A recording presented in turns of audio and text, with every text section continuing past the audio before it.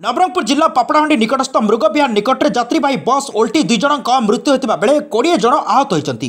OD 10C1114 जगा कालिया नामक एक घरोई बस पापड़ाहांडी निकटस्थ डियर पार्क निकट में एक गाई को धक्का देवा फल भारसाम्य हराई ओल्टी पड़ा। फल घटनास्थल में 2 जनों मृत्यु होती और अनेक लोक गुरुतर आहत होती। तेज आहत मानक निकटस्थ पापड़ाहांडी हस्पिटाल नेवा सह नवरंगपुर जिला चिकित्सालय भर्ती कर अधिक गुरुतर मानक कोरापुट मेडिकल कॉलेज किंबा ब्रह्मपुर मेडिकल कॉलेज को पठाଯିବ बोली सूचना मिली। घटनास्थल में अग्निशम बाहिनी पुलिस बाहिनी पहुंची तदंत जारी रखिंट।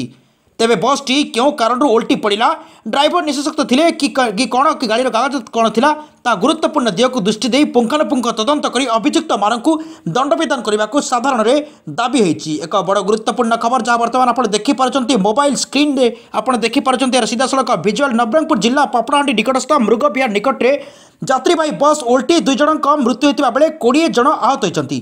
ओडी 10C1114 जगा कालिया नामक एक घरोई बस पापड़ाहांडी निकटस्थ डियर पार्क निकट में एक गाई को धक्का देवा फल भारसाम्य हराई ओल्टी पड़ा।